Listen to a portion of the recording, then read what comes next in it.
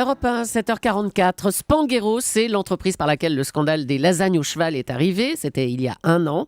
Ce matin, Thomas, vous recevez Laurent Spanghero. C'est lui qui a créé la maison et c'est lui qui, depuis quelques mois, essaie de la sauver. C'est l'interview vérité d'Europe 1. Bonjour Laurent Spanghero. Bonjour. Au moment de l'affaire, vous n'étiez plus propriétaire de la maison Spanghero, mais vous l'avez reprise après le scandale pour laver l'honneur de votre nom. L'entreprise est alors devenue la Lauragaise. 1 an après ce scandale, est-ce que vous avez gagné votre pari? Comment se porte l'héritière de Spanghero?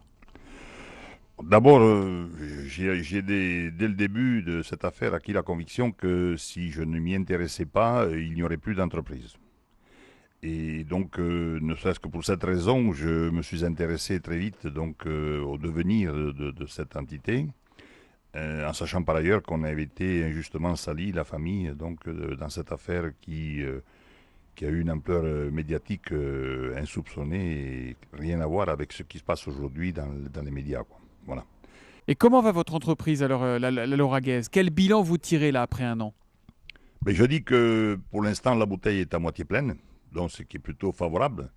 Mais il faut continuer à la remplir et ce n'est pas encore gagné, quoi. Donc nous avons l'outil est en état de marche. Maintenant, il faut continuer à engranger des clients, des commandes pour que ça se passe bien. Voilà. Mais sur le fond, vous qui avez créé Spanghero en 72, donc ça fait plus de 40 ans, vous avez été surpris qu'une affaire pareille puisse arriver ou pas?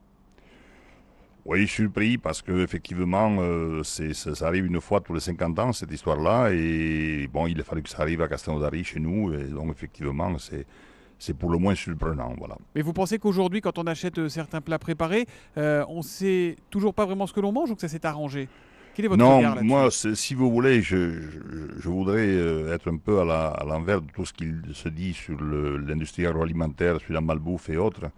Je dirais simplement qu'en France, nous avons la chance d'avoir une des industries les plus performantes et les plus qualitatives du monde. S'agissant des contrôles, comment ça se passe aujourd'hui les contrôles à la Lauragaise, chez vous? Qui contrôle vos produits? Ah ben chez nous, ça a été vraiment lavé plus blanc que blanc, hein. C'est-à-dire que le fait on paie cher le passé de cette entreprise et nous avons été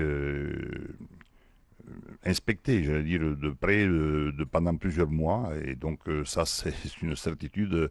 Je pense que nous sommes vraiment clean dans tous les domaines. Laurent Spanghero, est-ce que vous avez confiance aujourd'hui dans la chaîne sanitaire? Est-ce que vous diriez aux consommateurs français, oui, vous pouvez avoir confiance?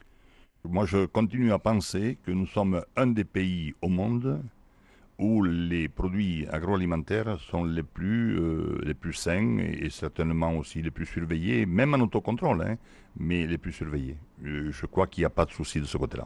Et quand vous entendez des exemples comme il y a quelques jours, la suspicion chez Cooper, le numéro 1 du porc en France, soupçon de fraude à la viande contaminée au salmonelle, vous vous dites quoi? C'est encore une sale affaire? Ça va encore salir tout le monde? On en fait trop? Écoutez, je ne connais pas bien le sujet de la Cooper. La Cooper est une grande maison et bon, je suis surpris effectivement d'apprendre qu'il y a plusieurs centaines de tonnes qui sont en cause dans cette affaire.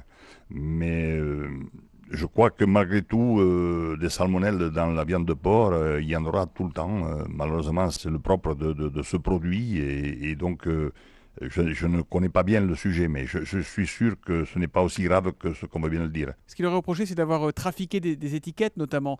Est-ce que c'est pas un peu symptomatique d'industriels qui sont un peu prêts à tout pour vendre leurs marchandises, quelles qu'elles soient? Est-ce qu'il n'y a pas une responsabilité des industriels? La Cour des comptes, il y a quelques jours, dans son rapport, disait il y a un problème avec les autocontrôles. Oui, c'est vrai qu'on a transféré la responsabilité du produit chez l'industriel. Et donc, il y a autocontrôle, qui dit autocontrôle, effectivement,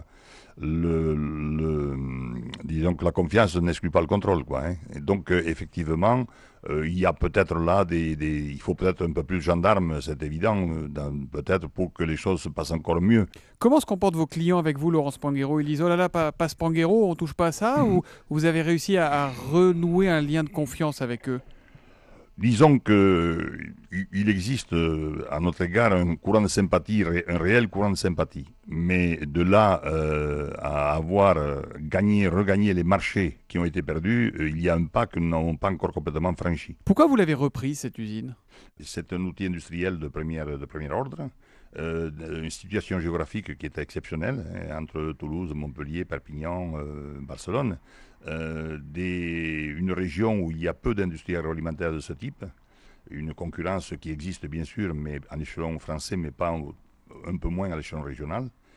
Et pour toutes ces raisons, pour les hommes et les femmes dont certains, je les ai vus naître dans notre entreprise, vous savez, c'est important on est de passage sur le terre, mais au moins que l'on essaie de faire des choses bien, quoi. Dans quelques jours, il y a des cassoulets, des confits de canard estampillés La Lauragaise, le nouveau nom de votre société, qui seront mis en vente en supermarché. J'imagine que c'est une satisfaction, ça, pour vous? C'est un premier aboutissement?